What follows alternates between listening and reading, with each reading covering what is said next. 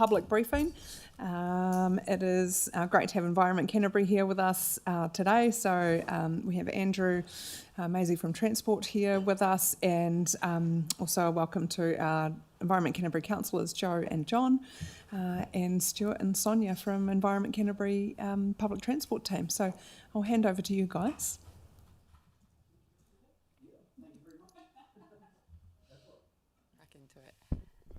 Kia ora. So I believe we're a little bit struggling on time. Apologies. It's absolutely no problem at all. But what we want to do is make sure that we're covering the information that you're really, really keen to kind of talk through. So you'll see there we've got the agenda, which we're going to just talk high level about some national, regional strategic context. We've got some updates for you around PT Futures, leading into kind of the community engagement, which I think you'll be really kind of interested what we're doing in that space, because we also really need some help from councillors. An update on Route 1 and 5, obviously of interest at the moment, the Route 84 and 85, so your Rolleston City Direct. Andrew was going to run through a couple of slides of infrastructure. We did just have a few kind of overview slides around rating structures and then some next steps. So I guess if we could maybe just have a bit of feedback on what we think is really critical to cover, and we can kind of work from there. I think the things, in my view, is the things that are we should definitely know about, and that's probably the routes from 1 and 5 and 84, 85. Cool. And infrastructure and rating structure, I think, is quite pertinent to councillors. So councillors have all received a copy of the presentation, so apologies, I think you only got it yesterday, so I don't expect to have been studied through.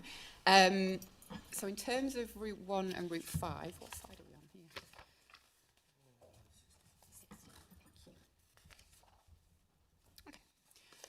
Okay. So just a quick update of what's happening around Routes 1 and Route 5. So as a reminder, Route 1 is the Belfast to Cashmere, and Route 5 is the Hornby to New Brighton. No, it's not. New Brighton to Rolleston would be very helpful. We're currently doing the investment cases, and we're looking at kind of a really staged steps approach to this. So we're looking at the moment at turning both those routes into turn up and go frequencies. So that means 10-minute frequencies following kind of the same principle that we've applied to the other core routes. That means on average, people would have to wait 5 minutes. That would be within Christchurch City. We're looking at kind of what frequency would come out to Rolleston, so you would see an increased frequency for Rolleston into the city. We're working really closely as well with Christchurch City Council on the infrastructure, and this you'll see for particularly routes 1 and 5. Both of those routes kind of mirror the MRT corridor within the Christchurch City. So we're looking at actually what infrastructure we would need, what capacity we need, and aligning those with kind of what's happening with Route 84 and 85 to make sure we've got that capacity between Rolleston and people wanting to come into Christchurch City. We're currently doing the investment case. So we're working really closely with our partner NZTA on the decision-led approach. We're looking to have that completed by April 2026. Reason that we're kind of doing that early is that we want to take any opportunity to get early funding, if there is that kind of funding available through this NLTP, or how quickly we can kind of get that improvement in. We really appreciate kind of all the support at the moment from councillors and any discussions that we're having with ministers around kind of what the potential funding could look like and bringing that forward. And then one of the other things that we're kind of looking at is potentially, well, at some stage, we'll look to swap the route ends. So we would look to have one continuous route that follows the MRT route structure. We just don't know what the best timing is for that yet. So at the moment, Route 1 and Route 5 would stay the same routes currently, and then maybe in years 2 and 3, we'd look to kind of swap those routes round. But we'd do a lot of community engagement before that happened. This approach that we're kind of looking at here, which is really this stepped approach, because one of the things now that we consider with extra capacity is the double deckers. So we've got our new EV double decker out, which has proved very, very popular. This is kind of following a real process that Auckland have done, particularly with the North West Busway, and it's proved really, really successful there. So what we're looking at is really creating that incremental growth. So providing that capacity, initially with the high frequency, and then looking at kind of how we can provide additional capacity through larger vehicles, and then kind of moving towards the future, which is the MRT. I can stop there and kind of ask any questions if anybody has anything about Route 1 and Route 5. I think if you Keep going? get through a Perfect. presentation and then we can do questions. Councillors can write their questions down. No problem. So Route 84 and 85, just as kind of a quick overview, we didn't collect any additional rates in 24-25 for this service because essentially we weren't successful in getting the funding through the 24-27 National Land Transport Programme. So in response to community feedback through the annual plan 25-26, we put through 100% fully funded rates for a new service, well, sorry, not new service, to put additional capacity on Route 85. So that was 405 through the, resolved through the annual plan. So the plan there was to start early 2026, but then in June 2025, we had Bentley Coachline approaches, who essentially are a commercial service. So they were looking to run a privately operated commuter service between Rolleston and the city. And that started on the 1st of September 2025 for a 6-month trial. We then created these 2 new routes. We've created it so that it's really complementary. All the information that people access on the website talks about the 2 routes, but we have made it clear that they are separate. So the metro and the commercial service are not the same. They run on different ticketing systems. You can't use a metro card on the Bentley service, and the Bentley service doesn't get concessions. So they are quite separate, but from the customer's perspective, we've tried to kind of align it so that they can make the choice which is best for them. So yep, we talked about it's a coordinated timetable between Metro and Bentley. We're also trialling the Hail and Ride, which has been really good. So yeah, so that's really kind of increased the capacity and frequency. We've also put some earlier buses on because we had quite a lot of feedback about people, for example, wanting to access the hospital, so nurses, medical staff. So again, that's been really, really well received. We started the 6-monthly review in March. So we're reviewing the performance, the outcomes, kind of how many people we've got and the impact to the metro service. It's not about using public money to assist a commercial operator. We're really focused on making sound decisions around kind of public transport investment and seeking the best outcome for the customer. So essentially this got us extra capacity really quickly and very, very cheaply from a ratepayer's perspective. We've kind of at the moment, because of the fuel crisis, we've suspended the review. So we're working closely with Bentley to try and ensure that we can kind of continue the service so that we can make sure from a customer's perspective, we just have this continuous service and have the capacity levels that they have now. Stu, did you want to add any more to that? Just a couple of points that I would add. It's important to understand the fundamental difference between the Bentley construct, being a fully commercial service, and a publicly funded public transport service such as Metro. And the key difference is with a commercial service, they will make commercial choices and commercial decisions based on their threshold for return on investment. And so with the current fuel situation, obviously their cost footprint is increasing, and so they are needing to think about what the commercial threshold is for them to maintain and continue their operation out here in Rolleston. And so we're having conversations with them about that at the moment, because obviously if in a worst case scenario they chose to stop operating because it wasn't commercially viable for them, currently we don't have the fleet or the assets to turn on a metro service to the same degree tomorrow. So we would have to procure buses through our existing contracts, and that will take some time. So obviously it's in everyone's interest that Bentley continue to operate their service, and those are the conversations that we're having with them at the moment, sort of anticipating the pressures they'll be under from the fuel price issues. The increase. Yeah, so in terms of, we are seeing an increase in patronage.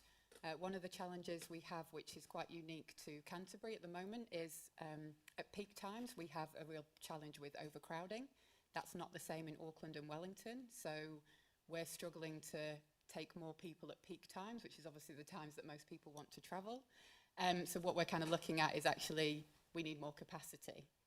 So I think last week we've seen a 5% increase within 1 year, 1 week in terms of that patronage uplift.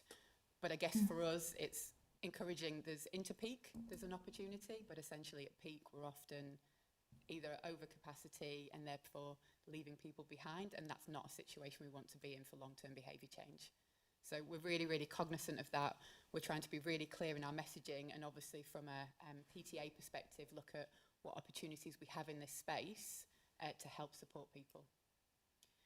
In terms of the targeted rates, so we have rated the community in, and I'm going to get my years right, 25, 26. We were predicting that we would have spent about 55,000 of that, and that was to align our timetables, to make some small tweak to changes. We have slightly changed our routes. We will need to kind of look at this and consider it in terms of what's happening at the moment with the fuel crisis.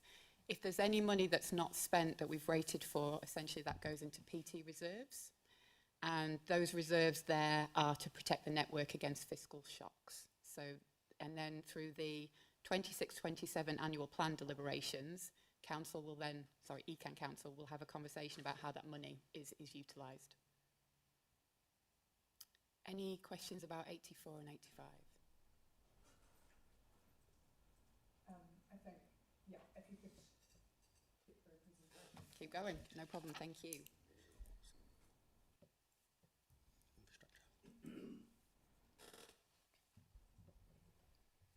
Right, well, this is where we come in. So just very simplistically, Environment Canterbury provide the bus services, and councils such as ourselves provide the supporting infrastructure.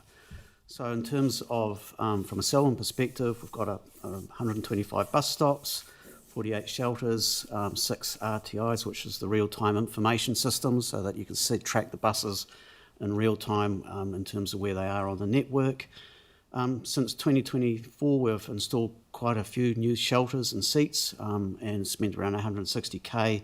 Even before then, in the preceding 3 years, again, we put significant investment into upgrading our infrastructure, aligning with the PT, Greater Christchurch PT Future sort of outcomes that we're coordinating on. Bus stop maintenance, renewals, not a lot of money, but it will increase over time. And our activities around that is subsidised by NZTA through ECAM by 51%. The biggest investment we've recently made was in the Foster Park Park and Ride, which was completed in 23-24, and that supports the 85 service and 84 service in terms of giving people down the bottom end of Rolleston somewhere closer to park. This is in addition to our current Park and Ride up by the headquarters here. And we've been responding to general requests in terms of tactile pavers and bike stands and things like that in terms of what's been coming through our service request system. But it would just be helpful to recap on where we were at with the 2024-34 LTP. So for those of you may remember, the council went out for its consultation with the long-term plan on a number of key decisions, and one of those was around public transport. And we provided, or there was 3 options provided, which was basically related to building new park and ride facilities at Lincoln and Rolleston, and along with other supporting infrastructure upgrades. There was the first option, which is up on the screen there, which was our budgeted option of around $16 million worth of investment. And then there was a second option where we basically said, well, we'll fund it all ourselves. And the third option, which was, well, we're not going to do anything and defer it into a future long-term plan. And so basically, in terms of the consultation that we received back, that was the outcome of that, where 54% basically said, well, yes, build the infrastructure with or without NZTA co-funding. And council's decision at the time, well, yes, that's fine, but we'll only do that if we receive co-funding from the NZTA. And essentially those projects are sitting deferred in our long-term plan, and further work is being done to understand what that may need to look like in regards to informing our next long-term plan and developing a business case around it to be a bit more savvy, if you want to put it that way, in regards to informing you what is entailed with these new park and rides and how we may then progress to be able to get co-funding from the NZTA. And just an aside as well, at that time we received about 1,300 individual submission points on PT through our long-term plan process. So it is of high interest to the community, and certainly from a Selwyn perspective we see public transport as providing a really important role as we grow so that we can manage our trip and travel demands, because as we know, we just can't build our way out of it in terms of new roads and this, that and everything else to be able to cater for this demand that we're going to be facing.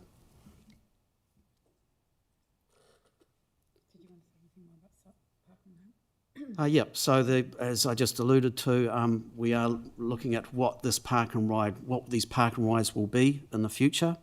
And this is being looked at in conjunction with ECAN's network review and 10-year improvement program. So what we're trying to do is align their services uplift with our provision of infrastructure, and through, very helpfully I would say, our friends here at ECAN, they are helping us to facilitate this business case development for our infrastructure.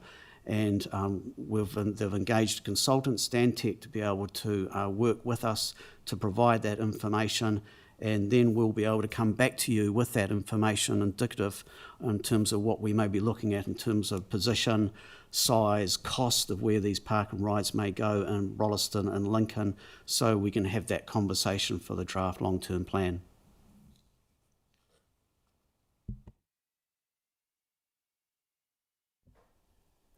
So sorry, just quickly, in terms of kind of the strategic context, from a PT investment perspective, we've got a really, really strong strategic context. Essentially, it's completely aligned.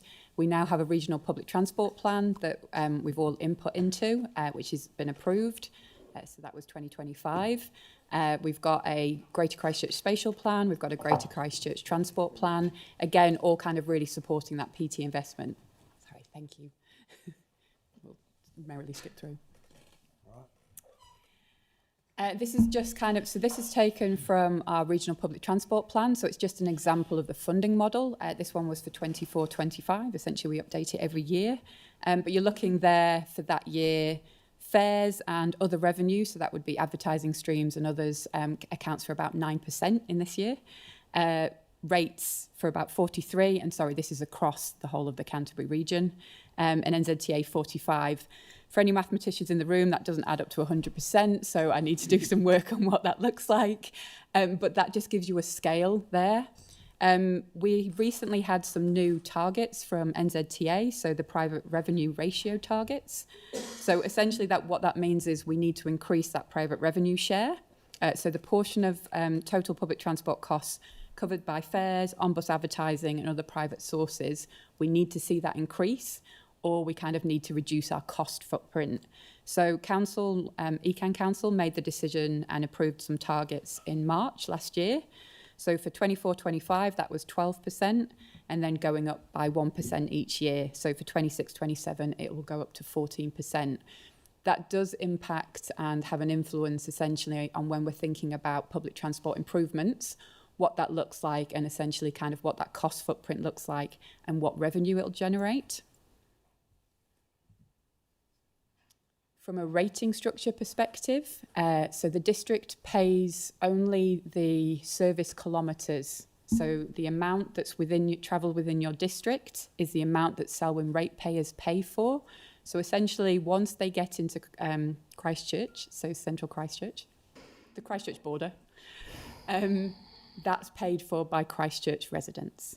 So that's how the rating structure works. You do have some direct services that are 100% locally funded by Selwyn resident ratepayers, essentially because they're the ones that benefit from that service. We don't see many people kind of going the other way. Admin activities are all separated and apportioned out across the Greater Christchurch network. So you'll see there for Selwyn, that looks like about 6% of the network, kind of those admin fees. And as you know, Selwyn is funded using a uniform targeted transport rate. So essentially that's a fixed amount per rating unit, and that differs to the Christchurch model. Anything else you want to say? No, we'll skip along. Ah, perfect. Sorry, there is just one slide I really would be keen to talk through, which is the engagement one, if we don't mind. Yeah, sorry. There we go. So one of the things that we're doing at the moment, which is really, really exciting, and we've talked about it for quite some time, is we're doing a full network review for Greater Christchurch. So what that'll look at is the gaps. We know that we've underinvested in public transport for many, many years. We've been trying to push through the PT Futures programme. We introduced it when it was COVID, so it's kind of the worst time to introduce an improvement programme. And so we're really kind of struggling to pull back. We know that our network is about 16% smaller in terms of kilometres and vehicles than pre-earthquake. We need to see this grow, and obviously if we want that patronage growth, we need to provide capacity, fast, reliable service, and we need to make sure that we're providing that in those growth areas. So we're very aware and cognizant of kind of a lot of growth within the Selwyn region. We're doing this network review, so that'll kind of establish the gaps that we already have in our network, and then it'll look at future gaps, so based on kind of development, intensification, greenfield development sites. That will then lead into a revised 10-year improvement programme. The first year, which will be 27-30, will be at detailed level, so essentially we'll move into implementation if we're successful in getting the funding through the National Land Transport Programme. And then the subsequent kind of 7 years will be done at indicative level.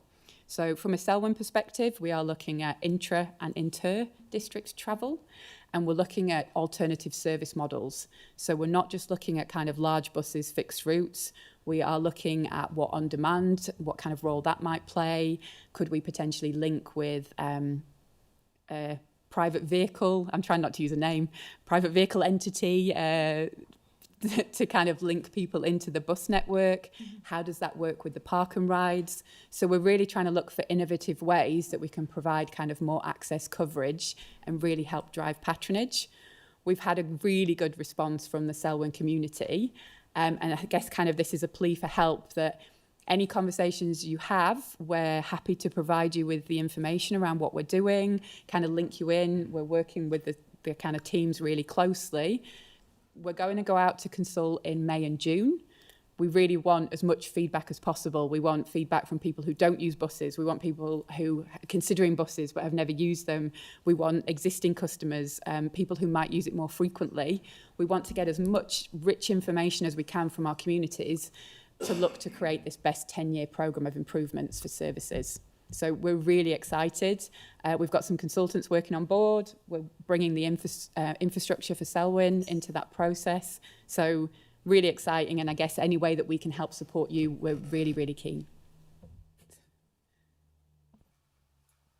Awesome. Thank you, Kia ora. Yeah. I'm assuming you're going to share all of that with us. I know, Sonia, I've worked with you before around getting PT engagement, and it was great. You were very, very helpful in enabling us to have those conversations. So I'm assuming we can take a similar approach, that you can share that information with our councillors here who can have those conversations and help with the outreach in that. Thank you. Really appreciate that. Yeah, we've got a full engagement plan. We're really kind of kicking into it. We're working with your kind of staff teams at the moment to align the calendars, but absolutely we'll kind of share the events calendar with you and all the information you need to have those really robust and rich conversations with the community. Great, appreciated. We've got a few people that want to ask some questions. So first up we have Elizabeth. Hi. Hi, I just wrote questions all the way through, so they're going to be a little bit messy. Now I can't even read my writing, that's fantastic. The new Brighton to Rolleston, you're talking about 10-minute frequencies. What's your trigger process for when you want to increase the frequency of a bus? Is it the amount of people using it? What's that calculation look like? We do a full economic analysis behind it, so as part of the investment case process. But we do have a lot of information. Essentially, we're trying to get all our core network working on 10-minute frequencies, so a whole turn up and go network. So that's kind of the basic premise that we have. From a Rolleston perspective, that means that you kind of get every other bus goes to Rolleston, so you increase that frequency. So at the moment, it's looking like 20-minute frequencies.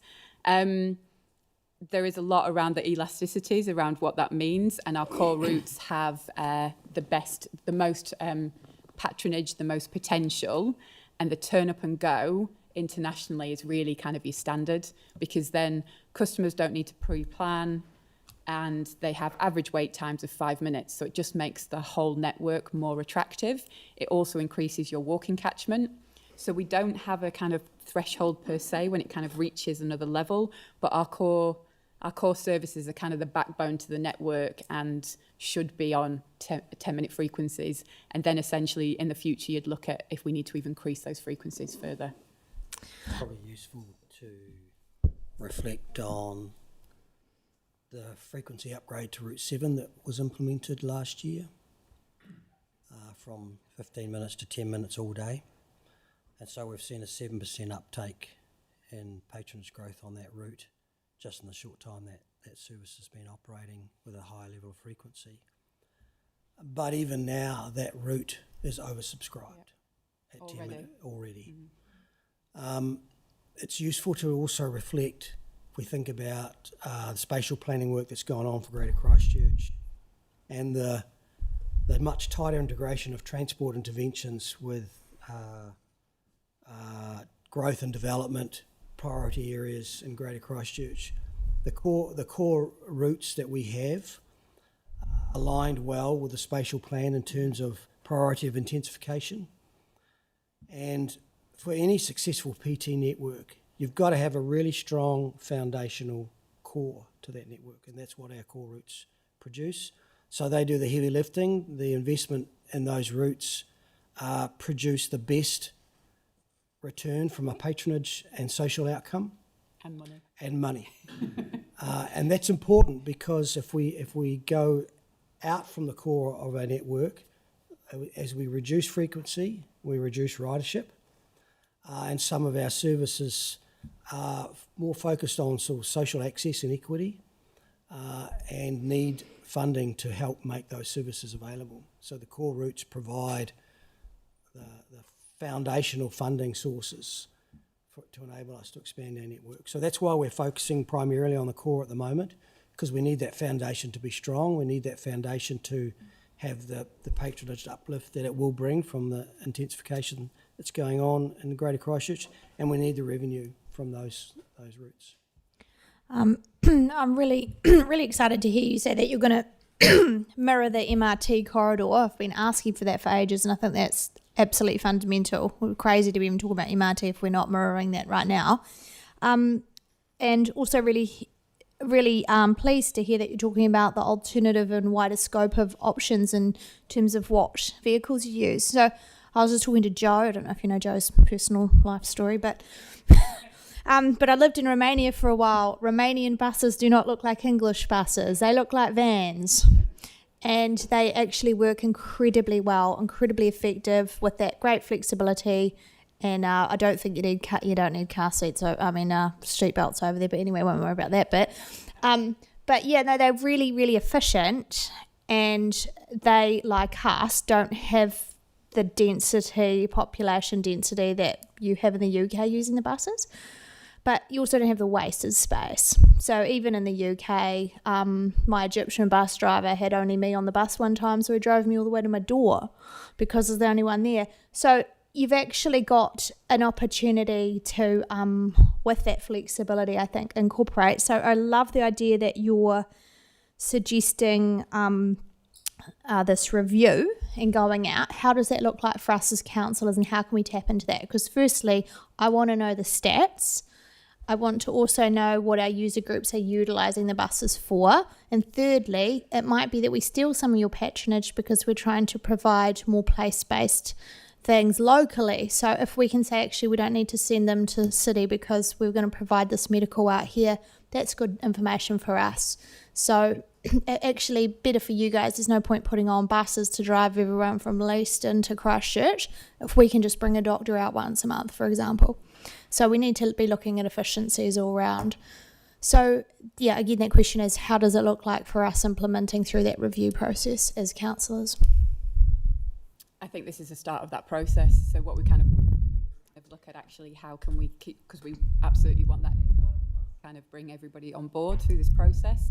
It'll take us, we'll have done a large part of the work by, because we have to have all the funding bids in by November, so we have to have a draft plan. So, and as we all know, all the funding timelines don't align, so you kind of have to know before you've done the work. Working really closely with kind of all the different teams, and really it's kind of some feedback about how often would you like to see us, what information would you like, because yeah, that's really, really kind of good input and feedback, because we're trying to look and create movement, but also it's really important essentially around that kind of place-based. We need to work really closely in with land use planning. And so some of it as well, like we talk about that inter and intra. So, you know, some people want to get across Rolleston, they don't need to get into Christchurch City, but we have lots of people who do want to get into Christchurch City. They have really different kind of needs and requirements. So in terms of the date, all I got was your funding's November, so I don't know when your drafts need to be done by, and when would you be looking at consultation? Because I would love to invite you guys or whoever's working on that to come out to my district, and then I set up public meetings, and I've already got questionnaires that I want to write to my community about what they want the bus for, because I want to know that. So engagement is, we're starting stakeholder engagement now, so we're already starting those workshops, so we're absolutely... any feedback, any events that we should attend where we're going to get some really rich data, that's fantastic. We will go out to consult in May, June, and I think it's kind of the latter end of May, and it goes for 6 weeks. So we're giving quite a large engagement period so that we can kind of get out into our communities, get the most input that we can. We can share the whole plan with you and kind of look at actually how we can coordinate some of those messages, some of those meetings. And there was something else that you asked me and I've got excited about engagement. Just at the councillors, we could work with alongside with you and set up meetings and invite you to. Yeah, really appreciate that offer, and that would be absolutely fantastic. So that's what we're looking for here, is that coordinated effort. Okay, great. We'll just need you to leave us your phone number. So just on looking at the 8485, the map up there, so it was showing you going through Rolleston. I know Rolleston constituents have been asking for that a while to be picked up within the township rather than having to end up at a park and ride. I couldn't quite see where it went at either end, so it just showed Rolleston. So you go on the motorway, or are you going up through Lincoln and then picking up the Lincoln network? The 8485 Yep. goes straight into the CBD.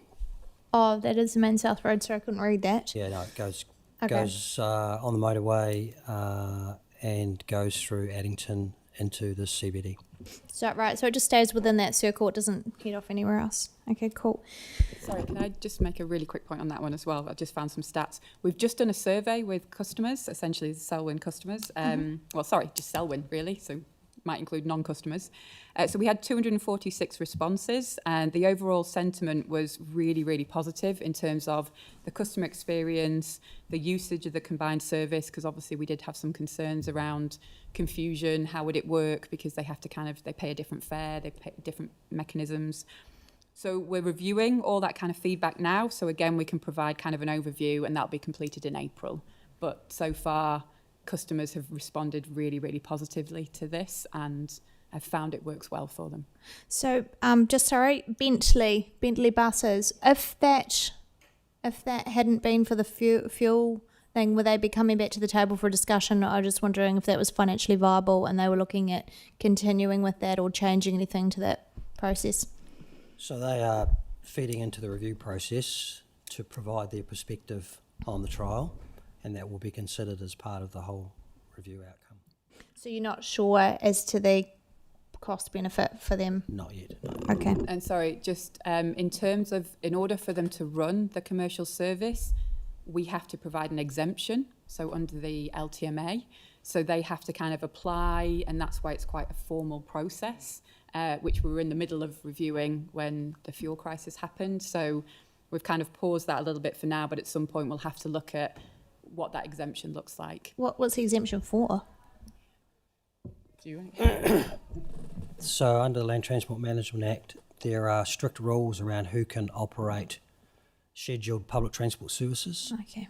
And so the exemption process enables a public transport authority to give approval to a commercial provider to run a scheduled service so long as it does not eat our lunch, for want of a better, because we're putting public money into public transport, and so the intent is not to undermine that public money investment. So last question, what was the cost difference between riding on a Bentley bus versus your bus? It's 50 cents. Okay, so what was the Bentley bus fare?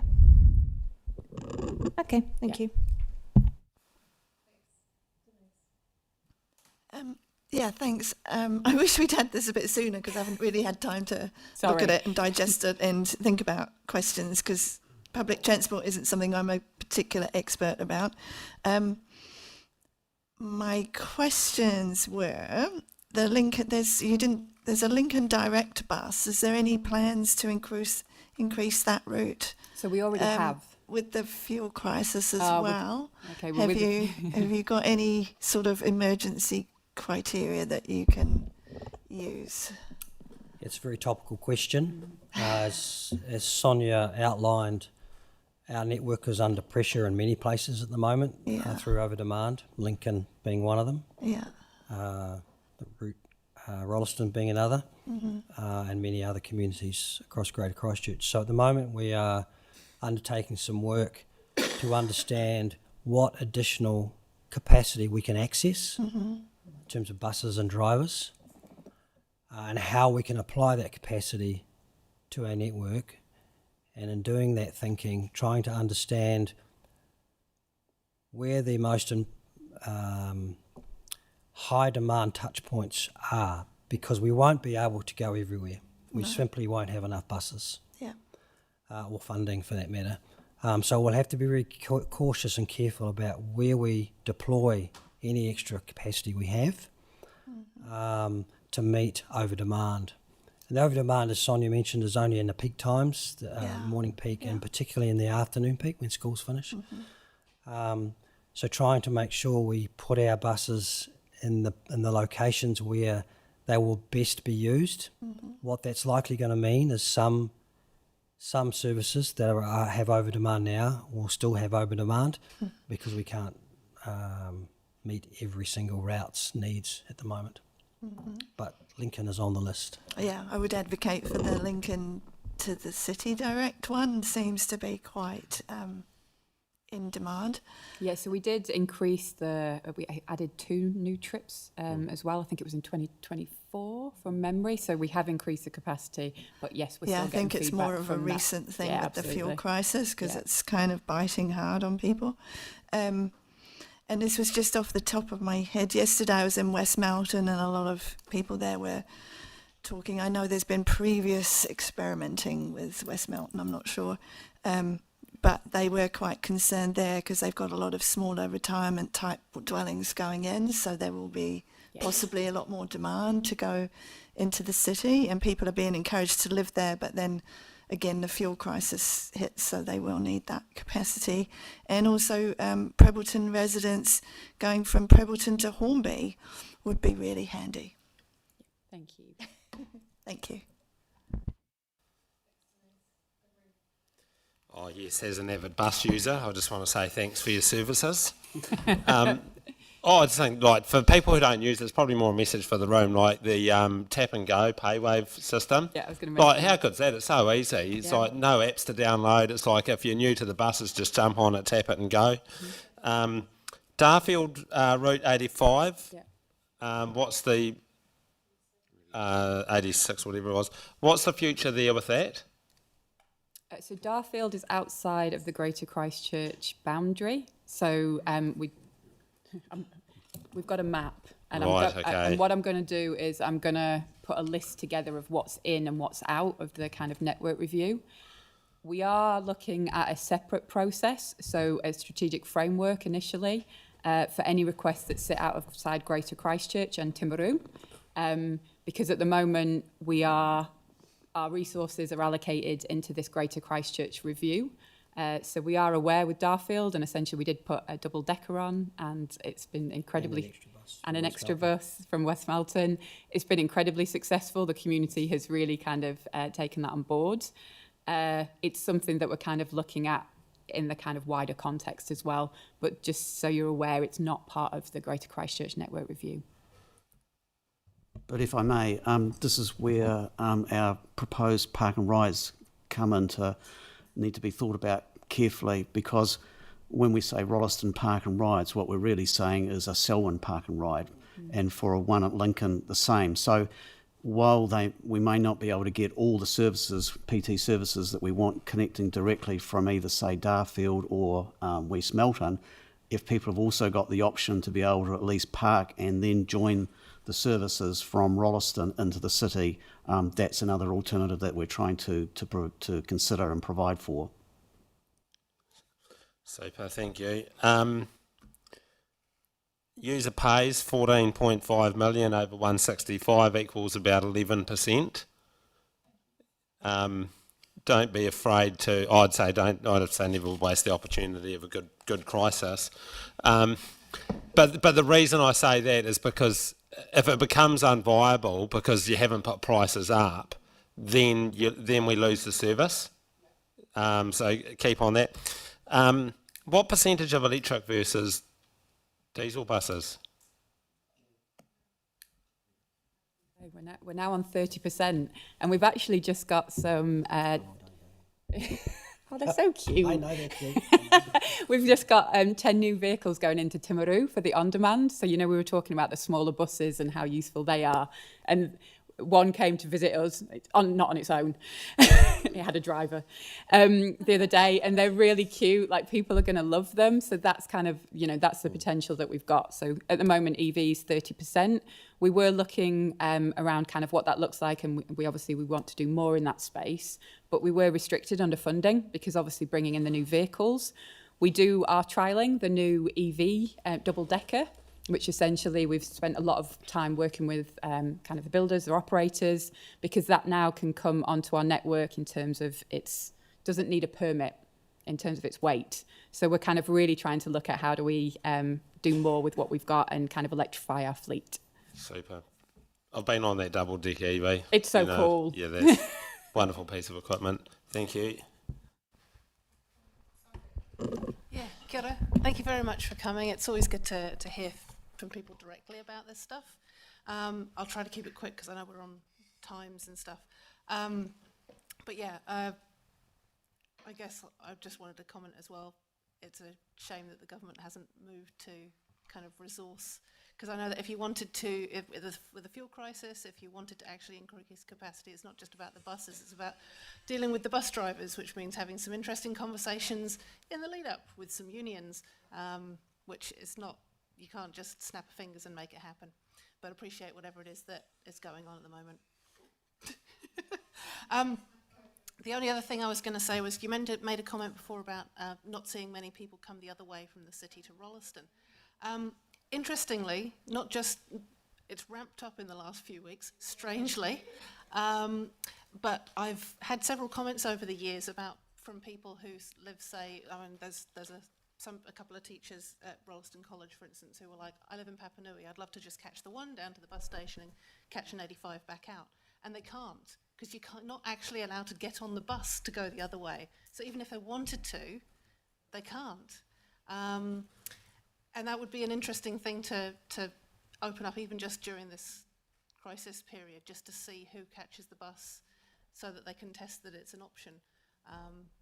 Because I get that there's the user pays component doesn't cover a great deal, but the public good part in terms of road maintenance and congestion and everything it's one of those awkward balances, but that might be something to help get some of the cars off the road and reduce the consumption, which at the moment the fuel consumption is more of the issue, isn't it? So that's just me. Thanks. Sorry, just on that, I guess kind of it's a behaviour change thing that we'll kind of need potentially from people where one transfer is acceptable. Like you won't always get your A to B journey maybe on one bus, but if we can kind of get that, and MRT is going to really change that for us because there will be more of an expectation. But if you're getting onto a frequent service, it's more likely to be reliable. You know that you're not going to wait forever. Nobody thinks about the London Underground. You know, like you don't think, well, I've got 4, because you just know it's going to be there within a few minutes. And so that's kind of where we want to move our network to, because then we kind of increase where you can get to. Yeah, door to door just doesn't happen. And sometimes it's that first Yeah. wee bit and the last wee bit Yeah. and the bit in between. And that's Get kind of really getting in confused. people's minds that, you know, like public transport is not an Uber, you know, like it's not going to be applicable to every journey that you could ever dream of. So we get lots of kind of comments around, well, my child can't get miles away, like into a different school because it would be 2 buses. Yeah, okay. Can I just, sorry, put a plug there for National Ticketing Solution, because we talked about it earlier. It really does make it so much easier. So essentially at the moment, it's for adult fares. So if you're an adult and you've got a debit card, a watch, any of the other cool ways to pay, it does make it really accessible, because it means people don't have to go get a Metro card. So people who have never thought about using public transport now, it just makes it so easy. And obviously eventually they'll have to tap off, which again is a behaviour change. But from my planning perspective, I need that data desperately. So it just makes it easier. And so we're kind of, you know, like when we're talking about this kind of fuel crisis, it's just removed that barrier for people. They don't have to go and find out where to buy a card. You don't have to top up. Every evening it just tells you how much you've spent. And then essentially if you have 2 trips a day, you pay for those 2 trips. The rest of your trips are free. And what's our capping, weekly capping? 4 days? No, it's 5 now. 5 days. 5 days, but if you travel 5 days, you get your weekend free, right? It's really, really a really good opportunity for people. Sorry, I'm doing a sell here. It's all right, you've got Big Red here, who is your biggest advocate for that. Sam? Hi, thank you. The first question, to be fair, the boundary's halfway between Darfield and Christchurch, so like I'm going to plug it anyway. Now that the Darfield trial is nearly concluded, what did this trial incur in cost, and how many residents? Like I've had so many people express concerns about not being able to utilise it when it concludes. Sorry, just to conclude, are we talking the Rolleston trial or are we talking Darfield? Darfield. That's not a trial. Darfield's not a not a trial. trial. Is it still going? Oh, yeah, it's Always, been yeah. running for several years now. So So I'm trying to figure out what the We put an additional bus onto West Melton Yep. to capture the overflow. is it that route that's finishing the end of this term then? No. No, Because an email was sent out to a number of parents stating that that was finishing. I think you'll find that that's a private operator. Yeah, that's transit, private service. It's not ECAN public service transport. I That will is a, draw a line through that one. But I'd be interested to get that information, because obviously that's useful for us to know, because that will potentially impact kind of patronage. So, I'd say whichever service it was clearly well utilised. What's the price difference between an electric and a diesel? that one's probably a tricky one to answer, because it's about the contract price. So we pay the operators, so we don't own the vehicles. And so it's all about the rates that we've agreed with our operators, and we have different rates for when we vary those contracts. We're currently reviewing all of our contracts, so we do have a good opportunity to kind of bring more EVs in, but we'll also need to look at electrifying, a new word there for you all. Our Utilising depots. drones, clearly. Yeah, exactly. Yeah, that's you heard it here first. Yeah. Essentially, our depots, we need to make sure that we can get power to more buses that come in that are electric. And what would a solely user pays model look like per fare? Solely user pays for public transport. It would look like no public transport. It's a fairly good response, but is there any estimate on what that would cost per fare? Say, for example, from Rolleston to Christchurch, $15 per ticket, Well, $20 per ticket. prior to the Darfield service being a public transport service, a Red Bus used to run a commercial service from Darfield to the city. That I think was I know the one you're that talking was 8+ years ago, and it was more than $15 per direction. Yeah. and Redbus terminated their service because no one was riding it, and so we took it over, and are charging $4, I think, or $3 at the moment because we've got a flat fare of $3, so it's a bargain. And we will be introducing zones later this year, early next year, so it will be $4, so still good value. But that reflects a high level of subsidy to reach that price. So adding inflation, it probably would be $20 each way. Today. And so, sorry, Thanks, Red.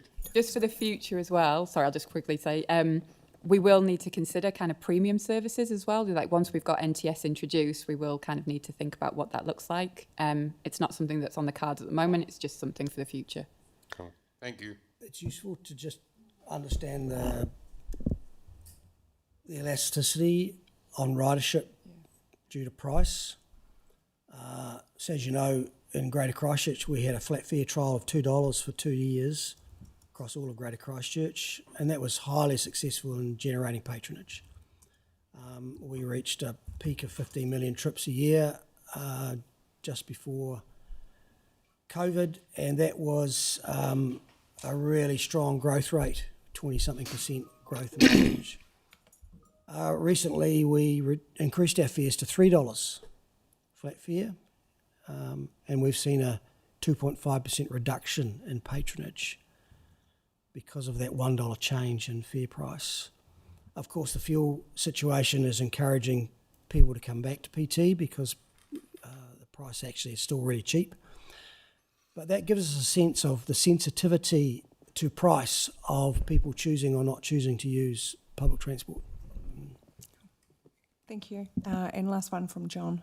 Yeah, just very briefly, in relation to Darfield, maybe it'd be fruitful to have further discussions offline about the timing, because I think that's quite a bit important.